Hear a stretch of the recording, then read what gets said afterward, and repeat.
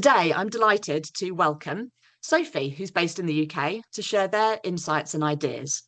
Thank you for joining us, Sophie. Thank you for having me, Nina.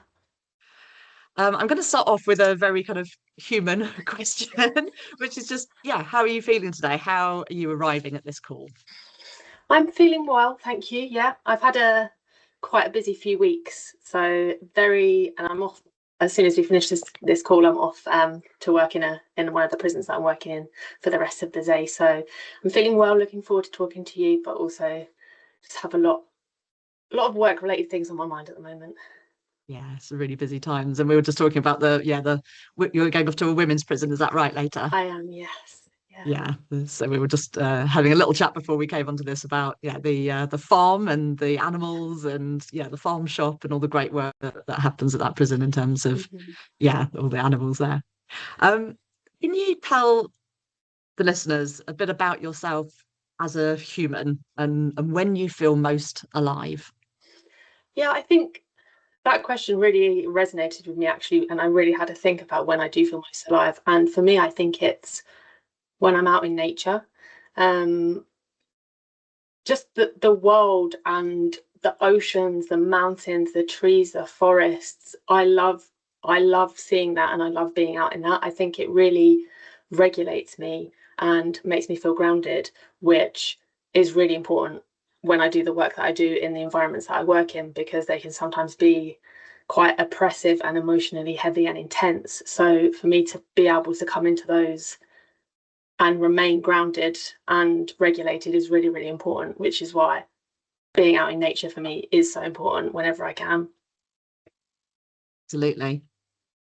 And can you talked about the sort of work that you do, and then the sort of, there's that sort of contrast, the need to sort of get out into the country and nature. Can you tell us a little bit about your work and the work that you do with Spark Inside? What's it all about? Yes, so I work for Spark Inside, and we are a charity that goes into prisons and predominantly does life coaching programs with young people in prison. We work with both men and women from the age of about 15 to 30. We're currently predominantly based in London and the South East, but are shortly expanding to the East Midlands as well. Very exciting. I saw the job adverts. Yes. Brilliant. And how long have you worked at the organisation, and what's your kind of role? What do you get involved with? So I have been at Spark Inside for about just over 2 years now.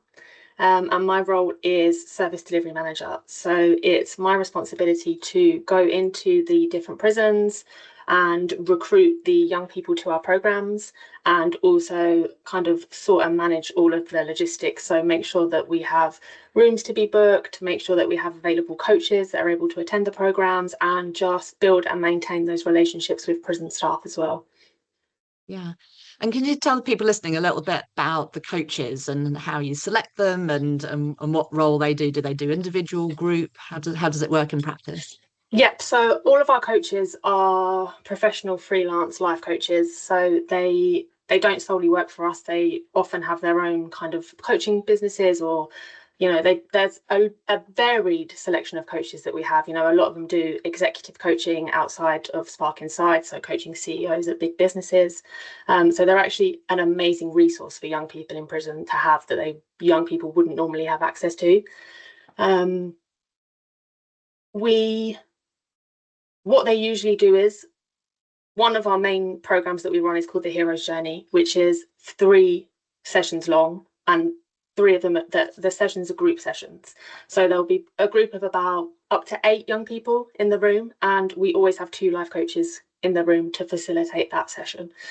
After the group sessions, the young people can choose to have up to 8 one-to-one sessions with one of the coaches if they choose to.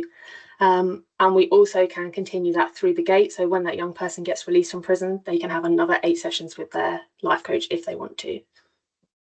It's amazing.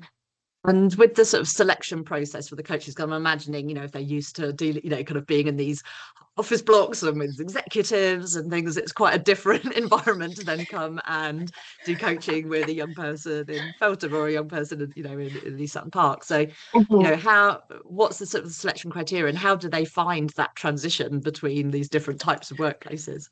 So we do for our coaches, they have an interview and then we do an assessment day. And part of the assessment day is that they are, first of all, asked to deliver a short presentation on a topic of their choosing. And then later in the day, we don't tell them this is going to happen. Spoiler alert, hopefully nobody's watching this. We ask them to pair up and then deliver a topic to us. So there's a group of Spark Inside staff that kind of sit and watch the presentation. And then a couple of minutes in, we start to kind of be a little bit disruptive, like how, you know, it could potentially be when you're facilitating in a prison to a group of people in prison, and just to see how they manage it. They don't know that it's going to happen, so we are kind of looking for that element of surprise and to see how they manage disruption or things going wrong or things happening that they don't expect, because that is really what it could be like in a prison. There's often regime changes at the last minute, or not enough staff, so people can't be unlocked, so our sessions might get cancelled at the last minute. So they really do need to be prepared for that kind of unpredictability. I have been working with a coach recently, and he delivered his first Hero's Journey program with me in one of the London prisons. And in the first session, everybody turned up about half an hour late because of prison regime issues. They were unlocked late, whatever. And at the end, he said, I was really, really shocked. Like I'm just not used to people turning up late. I just didn't think it was going to happen. And I think people's perception of what prisons are actually like and how prisons are actually run is quite different to the realities of it, because they're such closed environments. You wouldn't know unless you worked in there how it actually runs and what it actually looks like. Oh, well, I hope that session still went well once it arrived. Yeah, wonderful. Well, just moving on, I guess, a bit more about you. We invited you to bring an object that represents a moment of humanness in your work. Can you share with us what you brought and why? So I don't know if you can be able to see this actually, because I've got my blur on. It's what we call a possiping sheet. So one of the topics that we cover in the Hero's Journey is called possiping. And it's not a real word, it's a word that Spark Inside coined, and it's positive gossiping. So what that means is each young person takes a turn and we ask them a selection of questions. So just to get to know them a little bit better. So how did you grow up? What are you good at? What are you not so good at? What did you want to be when you were younger? A couple of things like that. And then at the end, we ask them something along the lines of, if we were to give you a credit card with an unlimited amount of money on it, what would you spend it on? And then we ask them to go and sit in a corner of the room with their back to the rest of the group.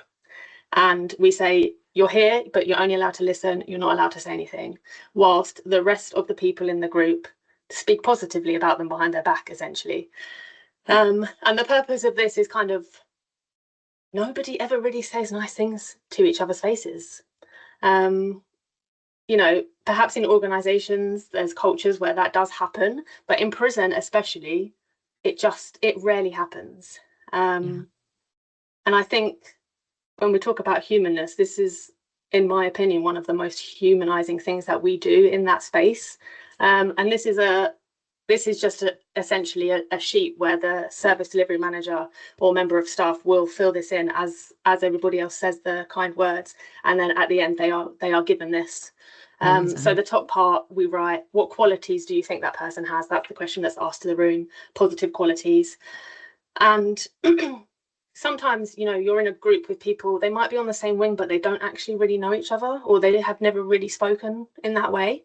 So it's really, really nice for the young person in question just to hear, you know, that person doesn't even know me, and these are the lovely things that they're saying. And then on the bottom half of the sheet, there's a section for what do you think is going to happen in that person's future.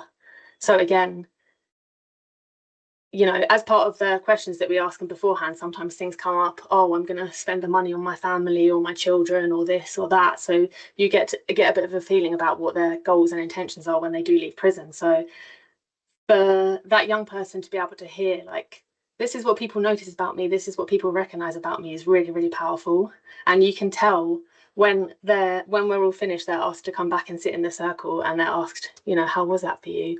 You can tell from the walk from their chair back to the circle, their energy is completely different. They're just buzzing, like they're so happy, they're smiling, they're walking differently. Like it's so nice to see. Yeah, I was going to say something about that kind of, what impact, does it have on the young people? What's the kind of longer term impact? What do you kind of notice? Do they pin it up on their, notice boards? Do they bring these things back up in the rest of the sessions? Yep, I've seen it pinned up on their walls in their cells.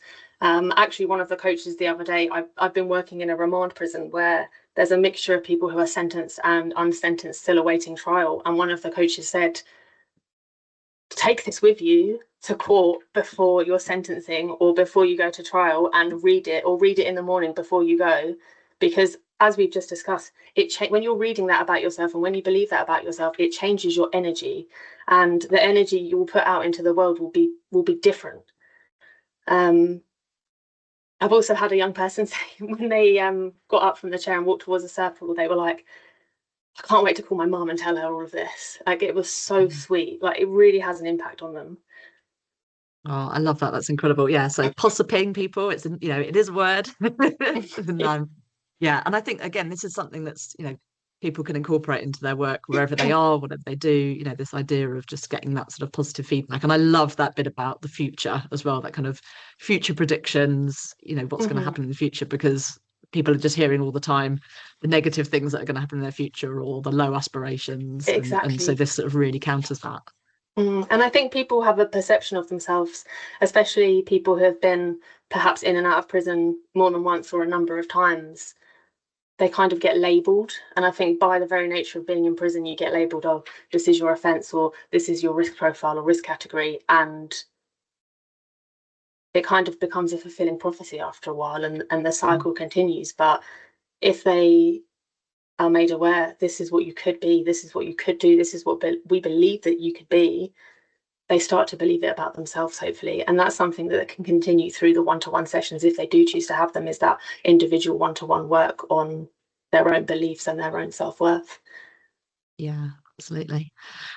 And just sort of following on from that, really kind of drawing on your experiences, what environments and relationships do you think best support humans? So kind of people feeling human, but also being seen as human. I think for me, in the work that I have done before I was with Spark Inside, I was actually a prison officer in the prison service for a number of years. So I've seen things kind of from both sides, being a member of staff, but now also at Spark Inside, coming in and being able to do kind of the nice and fun bits. I think in those environments, psychological safety is really, really important for humanness to thrive. Psychological safety rather than control. And the small things really matter. Things like listening, people feeling heard, people having a choice, no matter how small, because again, often prisons take away somebody's autonomy and ability to make choices by their very nature, right? But people feeling that they still have control over some aspects of their day and some aspects of their life is really, really important. And even things like being addressed by their first name. Yeah. Such a given to you and I, as we started this call, hi Nina, hi Sophie, it's just such a normal thing. However, recently in one of the London prisons that I was working in, a young person approached me on the wing and asked to sign up for the next course. But I'd already seen him the week before and he asked the same thing. And I said, don't worry, I've got your name down. And he said, what's my name then? Thinking that I wouldn't forget. And I repeated his first name back to him. And he was like, oh my God. He was like, that's the first time in a very long time that I've heard my first name out loud. And I was really struck by that, because it's something that we just take for granted. But people in prison are often referred to just by their surname or number or whatever. And little things like that are really important. Like, I could see that it really resonated with him. Yeah, I remember a similar conversation when I worked in prisons, with someone's an officer had opened the door in the morning and said good morning, and the guy was Yes. like, no one said good morning to me for like 5 years, because it was normally just the door was open and that was it, and it just lifted his whole entire day. But it's just so sad, and it's that we have to even talk about this, that these things aren't built in, to our sort of systems. But yeah, absolutely. Yeah. And I think Consistency as well is absolutely key. Yeah. Doing what you say you're going to do for people and showing up for people in the way that you say you're going to is key to building trust. And especially for people in prison that have historically been let down by systems or authority figures, continuously showing up and being persistent and consistent is really, really important. Yeah, absolutely. And I guess sort of leading on from that about some of the, you know, the things that you might want to see sort of changed in the system that's sort of not human is, you know, if you had a magic wand and we had a kind of transformed human justice system, what would be happening? What would it look and feel like? I really like this question because I like the sensory aspect of what you asked. Like, what would it look like? What would it feel like? I think it would be quieter, calmer, slower, more relational, less focus on control, more focus on understanding, repair, and prevention. Something that I've learned over the years in the prison service is how important a sense of community is. Things and people feel safest and feel heard most when there is a sense of community and there's not an us and them mentality, and you know, everyone's kind of singing from the same hymn sheet. I think smaller, more community-based spaces would be the ideal. People are, like I said earlier, people are known by their names, not their risk categories or surnames. But this also goes for staff as well. Staff need to have the time, the training, and the emotional support to be able to do this kind of work and build those relationships, and not just work reactively managing behavior, but have the time, the energy, and the space to work more proactively and take time to build those relationships rather than just fighting fires. And I believe this would make everything feel a lot safer as well. Because people Can you feel say a little bit respected. about the sort of the community work that Spark Inside does, sort of how much work, you know, can people when they leave prison sort of carry on with this work in the community, and kind of and are there opportunities for people who've been through the Hero's Journal, been through the coaching, to form their own community, for example? Yeah, so when people are released from prison, they can continue their one-to-one coaching sessions if they want to. They can kind of start again with the 8 sessions and work through those. And, you know, if there is something that comes up or something specific that they're working on that we think they need more than 8 sessions to continue to work on this, then, you know, they can have that. Also, we have something called the Champions Group, which is a group of young people that have been in prison and been through the Hero's Journey program and are now out and wish to stay in contact with Spark Inside. The group is kind of put together and managed by our lovely participant and engagement manager, Cecilia. And it's just a really nice space and environment for them to connect with other young people who are at different stages of their journey. To be honest, we have some that were in prison years and years ago, did the Hero's Journey, and are now having children, running their own businesses, running their own companies. And then we also have people that have just come out of prison a couple of months ago and are still kind of trying to find their feet. So it's really nice for them to, again, see what the future holds, see what's possible for other people and what they've managed to do, and, you know, just ask for advice or just have that connection really with somebody that they might not be able to otherwise. Yeah, absolutely. And I was thinking about what you said earlier about kind of autonomy and choice, and thinking about coaching, and many people will, you know, may have experienced coaching, but for people who haven't experienced coaching, or you know, what's the difference between coaching and kind of mentoring or advising, and how does that fit in with this idea of choice and autonomy? Yes, great question, Nina. Thank you. So coaching is more of a facilitated conversation where we will use questions to help the person, you know, make a choice or get to where they want to be. It's more about helping that person set and achieve their goals rather than giving them advice or telling them what to do. As coaches, they never really give advice. It's not something that we believe is, you know, sometimes giving advice has its place, but if you give somebody advice, they take the advice and it works out for them, their takeaway from that is, oh, this person gives really good advice. If you use questions to help someone come to the answer to their own problem, they do it and then it works out, their takeaway is going to be, wow, I came up with that. I trust myself. I make good decisions, rather than just, oh, I followed some advice that somebody gave me. So I guess that's kind of how it links to the future and the goal setting and the choice making, in that we're not telling you what to do. And we believe that, to be honest, everyone's just going to do what they want to do anyway. So we might as well work with them on that rather than trying to tell them what to do. Yeah, see, that was a really great explanation. And I just wonder, you're thinking about this sort of future that you were talking about, calm, small, sort of community-based work, relational, with connections and community. Can you think of examples or an example of a sort of a pocket of the future that sort of currently exists, where this, imagined future exists, that you're aware of or involved in, that can help us sort of think about, actually, this could be a bridge to this imagined future that's actually happening now? So one of the other projects that I've been working on at Spark Inside is called The Conversation, and it's essentially a facilitated conversation, does what it says on the tin, between prison staff and people on the wing or the unit in a specific prison. And the purpose of it is we bring all of those people, not everybody on the wing, but a certain number of people in prison and a certain number of staff together in a room, and we facilitate a conversation specifically about how things can be improved on that wing or that unit, or how culture can be improved on that wing or that unit. Amazing. And what have you kind of noticed from that? What's been some of the, the changes that, because you talked in your piece about, the sort of us and them environments, and breaking down the us and them environment. Has it had any effect on that kind of culture, That's that dynamic? exactly the type of thing that the conversation addresses.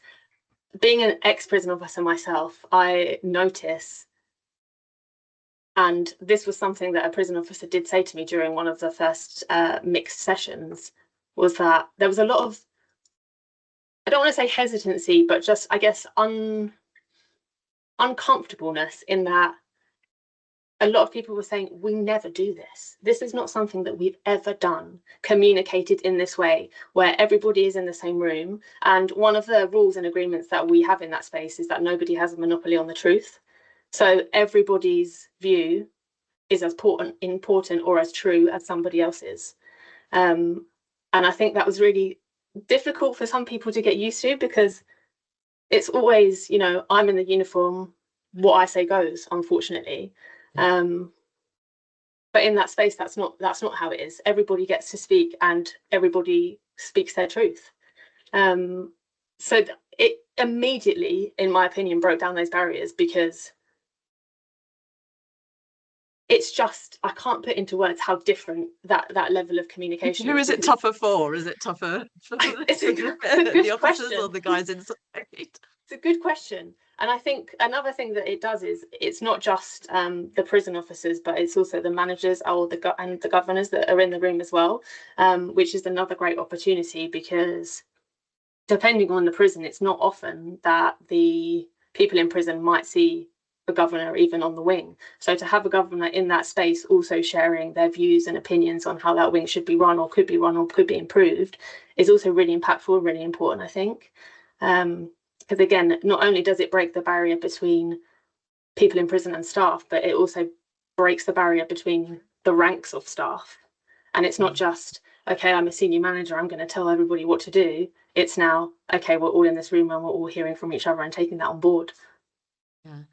No, there are kind of accountability mechanisms built into that, in the sense that if people have said, this is something that we want to see changed, do they then get kind of feedback on that, or sort of is there an accountability of then what has changed as a result? Yeah, so as kind of Spark Inside members of staff, we've been really clear that it's not our job to come to this conversation with solutions for you. It's just our job to facilitate this, but then you guys have to put these things into practice or make them happen. And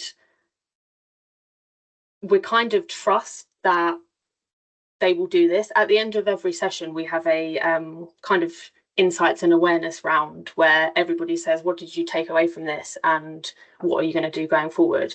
And we do kind of note that down and distribute it to everybody. But recently in one of the sessions, just to give you an example of the things that come from it,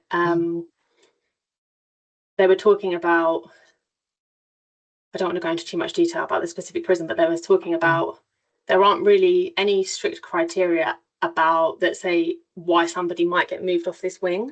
And it felt like it was important that that was something that was created. So one of the young people on the wing took it upon himself to create a whole questionnaire that then he, like, massive questionnaire that he then gave out to everybody else on the wing, got them to fill it in, brought it back, gave it to a member of staff. A member of staff typed it all up and like sent it out. Like, it was some really great work that, and again, it wasn't just the staff that were doing this, it was a person on the unit and then everybody else. And that's what I was saying about community and how I think that's so important, because it can happen even in prison among the wing, you know. And since our sessions, there's also been a few little groups created by staff but for people in prison. So for people that are on longer sentences, they now have their own little group session. I think it's on a Thursday afternoon. People that are care experienced now have their own little group session at a different time of the week. So there's these little pockets of community that are popping up within that unit, which is really nice to see. Amazing. And from what I'm aware of with the conversation, the kind of the underpinning, the kind of theoretical underpinning is linked to this concept of deep democracy. Just wondered if you want to just explain in a nutshell what that is. Yeah, so I guess it's kind of the idea that the minority voice is also important, if not as important as the majority voice. And it's about amplifying that kind of voice, because often it's that voice that stays quiet or isn't listened to or isn't heard.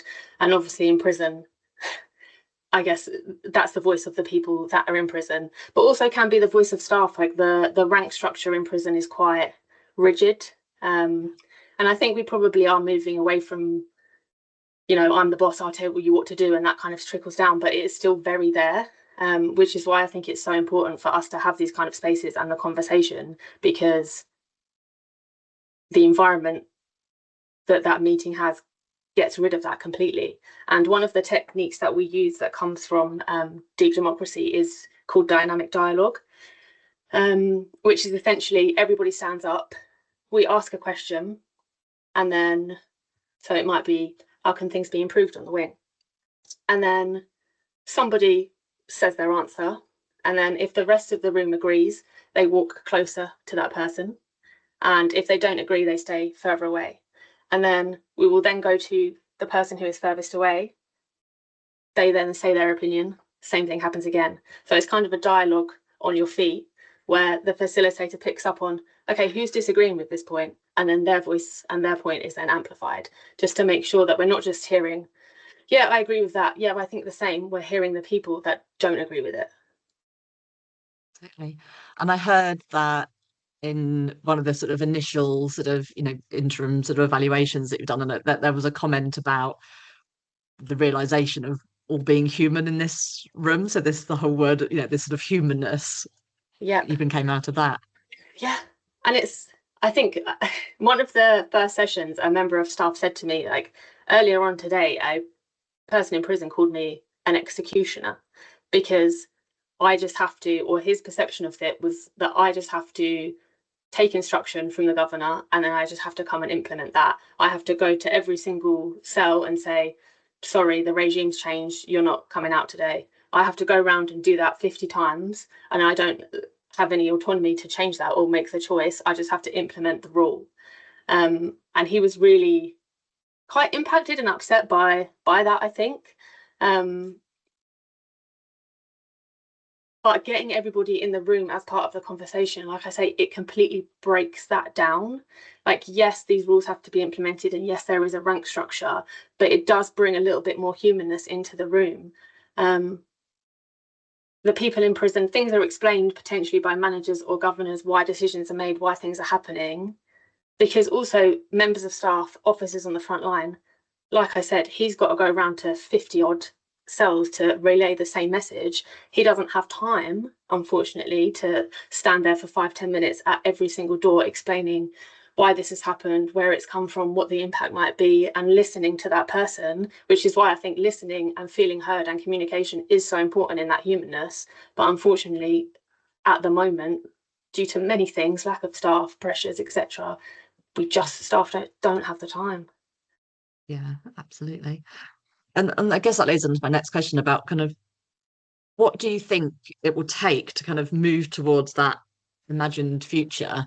You know, what things need to change, and what would be a good first step? I think at the moment, because of, staffing pressures, funding pressures, all of this sort of stuff, we are very much in a mindset of how do we manage risk as opposed to how can we support change. Yes. And it sounds simple, changing that mindset shift, but it's radically different to how the systems are run at the moment. And we need systems that are willing to invest in people, and that goes for staff, but also people in prison. And the belief that everybody is human and capable of reflection and change. This means supporting staff emotionally, but also professionally, so that they can show up in the right way with curiosity rather than, stress, burnout, defensiveness, but also listening much more closely to people with lived experience when we design policy and practice, because at the end of the day, their voices are very important. They've been through the system, they've had those experiences, they know what's best. Yeah. And that's part of your champions group, is that right? That they kind of also work with the kind of some of the policy work that you guys do, and that kind Exactly. of bigger Yep. sort of system change, culture change work. Yep. Exactly. Yeah. I was going to ask you what, whether you have had any experience of different, countries' criminal justice systems, either, kind of visiting anywhere or meeting people that have experienced different criminal justice systems at all. I haven't been able to visit anywhere, unfortunately. I would love to. Um, I know there are some countries that seem to do things really well, like Norway, Scandinavia, Denmark. I think Yeah. Denmark had to close some prisons because they didn't have enough people to fill them. So they've really got rehabilitation done right.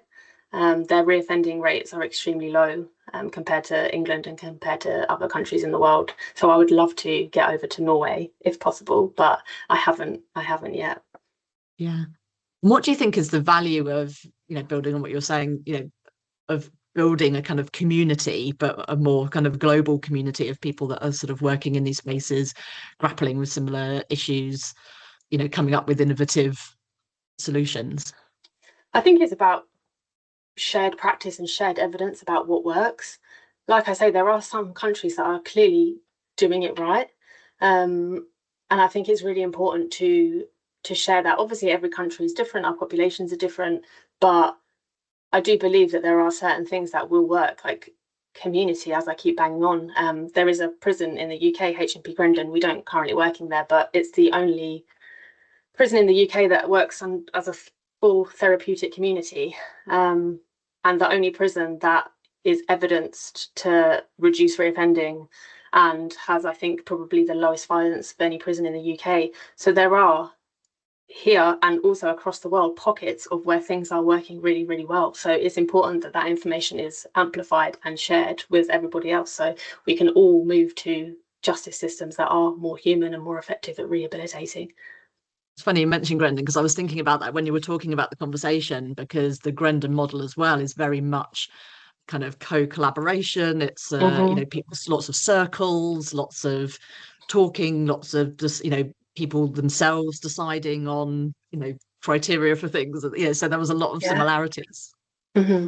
Definitely, and that's why I love the conversation so much, because that kind of therapeutic community model isn't really used on the scale that it is in Grendon anywhere else.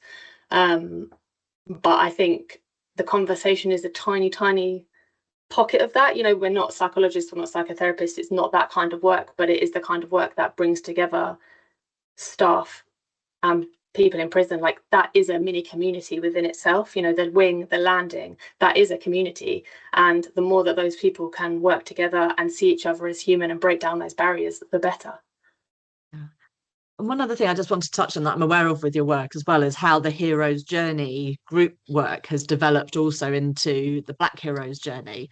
And I just wondered, you know, if you could just say a little bit about that, about this idea of kind of culturally competent work and how that fits in, you know, how did that emerge and what's been the impact of that? So, as we know, unfortunately, young Black men are massively overrepresented in the criminal justice system in the UK. So we thought it would be important to create a version of the hero's journey specifically for young Black men.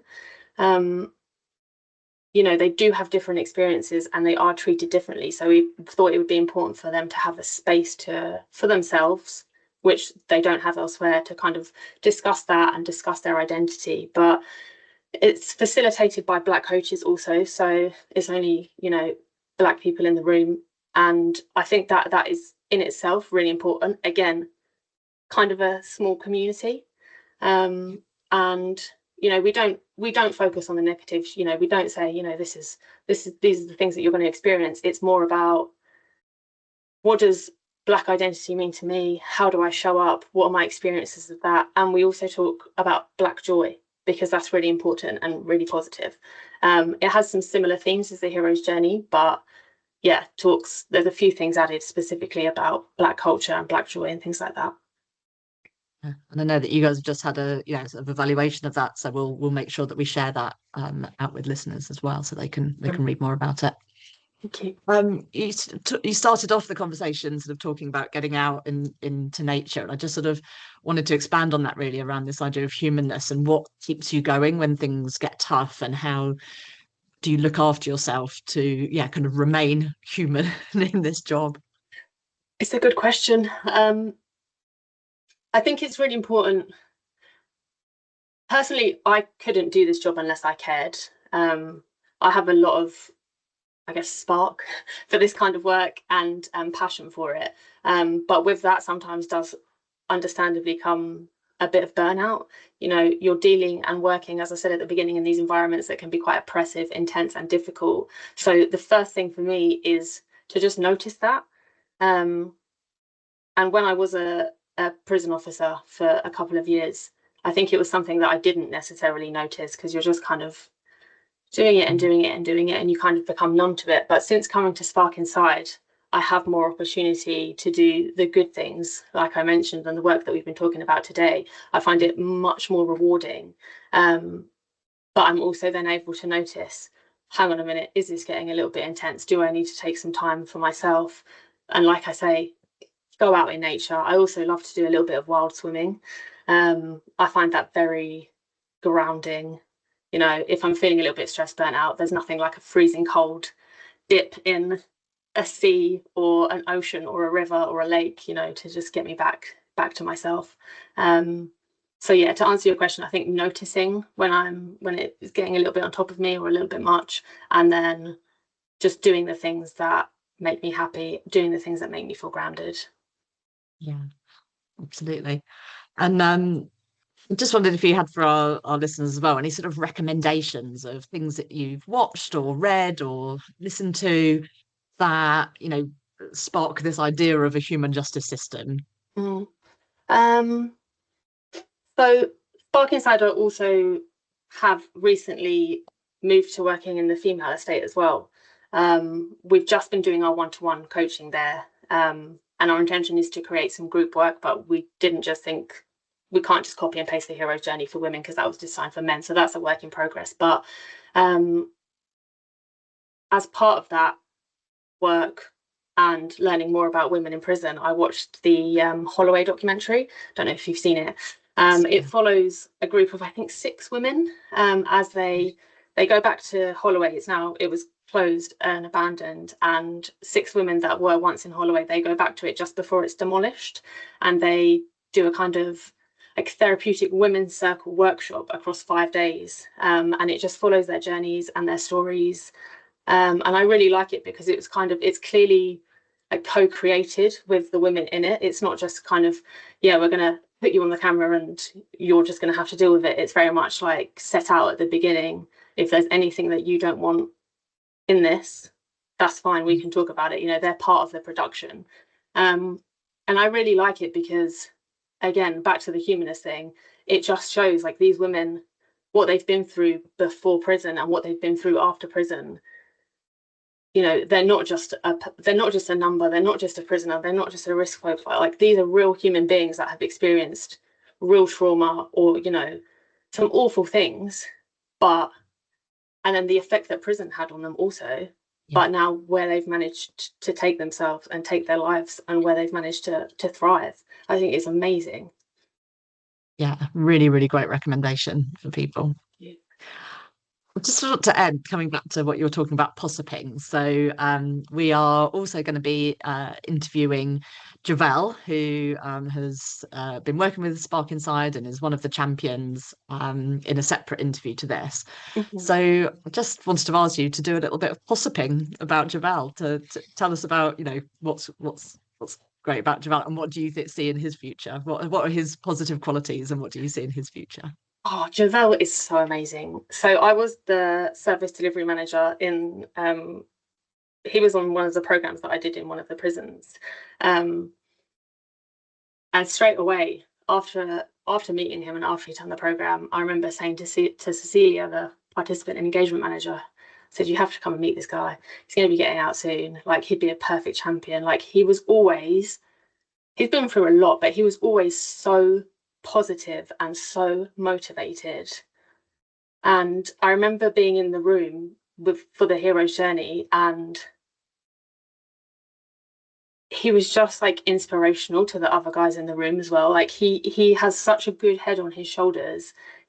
Despite everything that he's been through and the journey that he's done in prison and everything like that, you know, he was so encouraging of other people in the room. He was even encouraging of me. I remember, like, as a service delivery manager, I often just kind of sit in the back and I'm filling in the possiping sheets or doing other bits of work, you know, just making everything go smoothly. And he was always trying to include me in it. Oh, what does this mean for you, Sophie? You know, what about this? Can you talk about your journey? You know, it's just, he's just a really personable guy. He's lovely. And I mean, for his future, he's already absolutely thriving, Nina, to be honest. You know, he's got his businesses, he's got his companies. Like, I see him on LinkedIn all the time doing the most. He's just amazing. I can't speak more highly of him. Oh, we look forward to to interviewing him, and he's going to be on our panel at this event. But it's been really, really wonderful speaking to Sophie and finding out about all the incredible work that Spark Inside are doing and that you've been involved with. And we'll hear more from Javel from his side of things as well. But I think what struck me was these points that you were talking about around community and the importance of building community, the importance of breaking down the us and them and having these spaces where people can, like with coaching, like with, you know, the conversation work, can make choices, have autonomy that can be heard and seen and come together. And I think that's, you know, these examples that you talked about, these pockets of the future, they are happening now. It is possible to do this, you know, in these environments, but also, like you said, it's, you know, how do we take these qualities into smaller, more community-based, more human future justice systems that have these sort of real principles that you talked about at the heart of it. But it's been an absolute joy listening to you, and good luck today with your work, and enjoy your next wild swim when you're thank you so much, Nina. You need a... Oh, thank you, it's been a pleasure talking wonderful. To you too. Thank you. Thanks a lot, Sophie. Thank you.